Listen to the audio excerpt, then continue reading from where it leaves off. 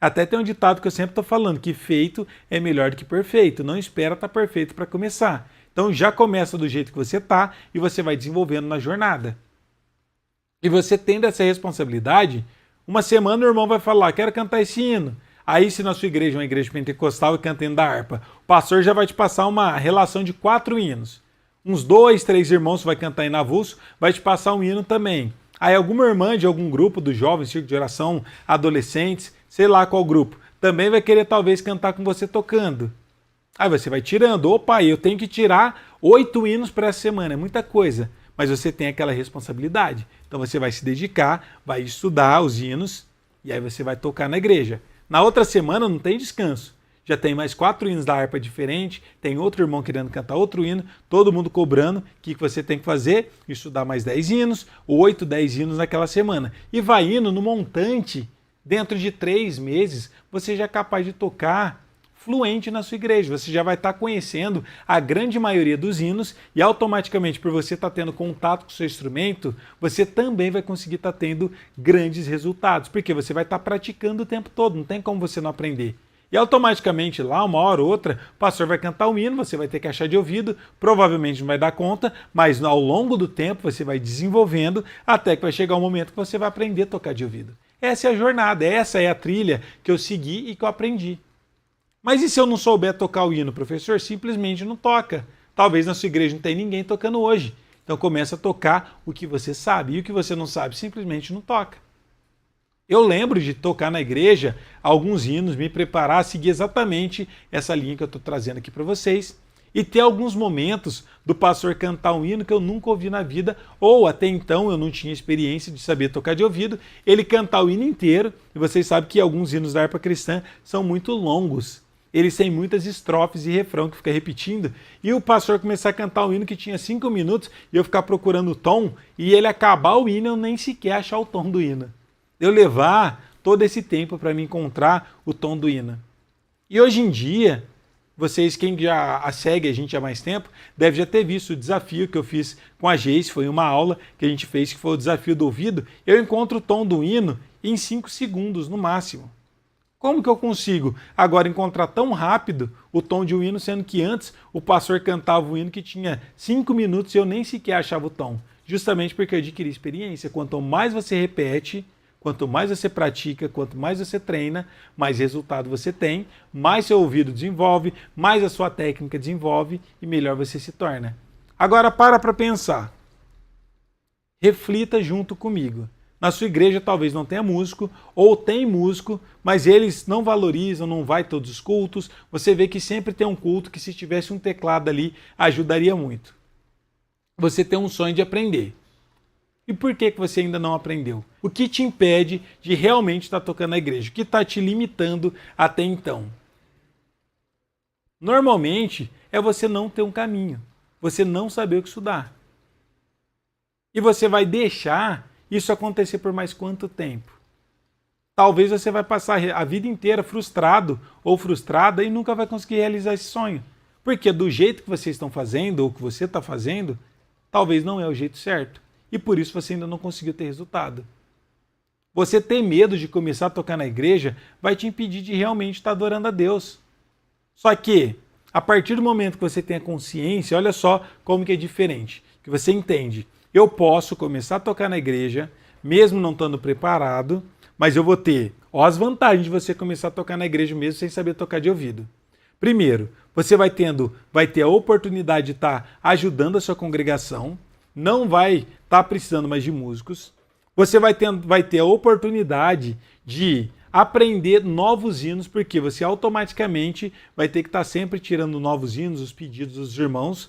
Você vai estar tendo a oportunidade de praticamente a semana inteira estar tocando e desenvolvendo na parte técnica, e automaticamente você também vai ter a oportunidade de estar desenvolvendo o seu ouvido na prática. Agora pensa, em casa, quando que a gente vai fazer isso? Como que você treina o ouvido em casa? Alguém vai cantar para você e você vai procurar? Ninguém faz esse treino. Agora na igreja você é obrigado a fazer, porque o pastor começa a cantar e você tem que sair correndo atrás e tentar achar o tom. Ah, mas se eu não conseguir achar? Não tem problema, no próximo você tenta de novo. E se eu não achar no próximo, você tenta no próximo. Até quando? Até você conseguir aprender. Foi assim comigo. Então não estou falando algo que é um achismo, que eu estou tirando da minha imaginação. É o que aconteceu comigo e é o que aconteceu com grande parte dos meus alunos. Tem até um depoimento de uma aluna nossa que é muito legal, inclusive está disponível aqui, eu acho que eu vou postar essa semana de novo, que eu nem sabia que ela tocava de ouvido. Ela começou a estudar, ela conta a história dela, ela estava frustrada com o teclado, estava prestes a desistir. E aí, nesse meio tempo que ela estava prestes a desistir, achava que não ia conseguir aprender, o que aconteceu, gente? Ela começou a estudar com o nosso método, ter um plano de estudo e automaticamente, rapidamente, ela começou a tocar na igreja. E sabe o que é o mais legal? O marido dela também tocava.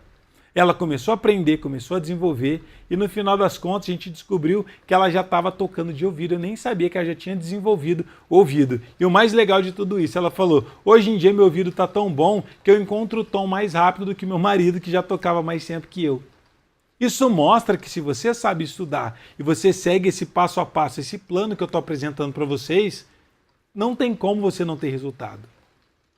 Mas, enquanto você não tiver essa percepção, vocês vão ter resistência para poder estar realmente não só ouvindo o que eu estou falando, mas seguindo. Porque é muito fácil vocês assistir essas aulas, ouvir, achar interessante, mas não mudar os hábitos de vocês, ou não fazer nada diferente. Eu já falei algumas vezes que a definição para quem é insano é uma pessoa que faz a mesma coisa o tempo todo e espera resultados diferentes. Se a forma que você fez não deu resultado, me dê a oportunidade de te mostrar um caminho. Professor, mas por que você insiste tanto em tornar nós músicos preparados para tocar na igreja? Por que você faz tudo isso? Por que você está aqui trazendo sempre conteúdos novos para a gente? Por que você sempre está insistindo em a gente seguir um método? Porque eu sei que funciona. Mas o principal é porque eu sei que o reino de Deus está precisando. E muita gente sempre comenta comigo que na igreja dela não tem músico. Aqui, em frente de casa, na avenida onde eu moro, tem umas 10 a 15 igrejas. A grande maioria não tem músicos nenhum. O meu cunhado, que é o irmão da minha esposa, ele é pastor também. Na igreja dele, a maior parte das igrejas que ele foi, que às vezes ele era transferido, não tinha músico nenhum. Inclusive eu estava conversando com ele agora, ele foi transferido para um bairro chamado de Maria da Graça, que é aqui pertinho do meu bairro, e lá era uma banda que eu até comentei já algumas vezes, que era uma banda excepcional que a gente tinha. Daqui do setor, da região dos bairros mais próximos, era onde tinha uma das melhores bandas até então. Era a banda aqui da minha igreja e a banda de lá. As outras já nem tinham músicos e as poucas que tinham os músicos não eram bons. E lá era uma igreja que tinha muitos músicos bons. Agora que ele assumiu, ele falou que só tá um irmão da guitarra tocando, que é o Levi, que é um grande amigo meu, só tá ele. Os outros músicos não tem nenhum mais. É justamente por conta disso que eu estou aqui e tudo isso que eu faço é justamente em prol do reino de Deus. Porque eu quero formar vocês, mostrar o caminho certo, quero ajudar vocês a chegar nesse objetivo. Porque uma pessoa que assistir a aula, seguir o plano e aprender e começar a tocar na igreja, é uma igreja a menos que vai estar precisando de músicos. É uma história que é muito legal, que eu gosto muito, que é a história do elefante e do passarinho. Não sei se vocês já ouviram falar, mas eu sou exatamente o passarinho dessa história. Estava pegando fogo na selva e todo mundo correndo, os bichos, um tentando ajudar, outro tentando fugir para sobreviver. E o elefante grandão ia lá, pegava água no lago, jogava no fogo e ele viu que não estava resolvendo, tentando fugir, aquele desespero todo. Aí ele olhou para o passarinho pequenininho desse tamanho, ia lá no lago, ele pegava uma gotinha de água e jogava lá na selva. Aí ele voltava, pegava uma gotinha e jogava lá na selva. Aí o elefante chegou perto dele e falou: passarinho, você é louco, o que você está fazendo?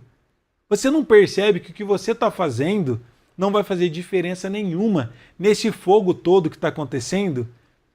E qual foi a resposta do passarinho? Ele falou: eu sei que eu não estou fazendo tanta diferença assim.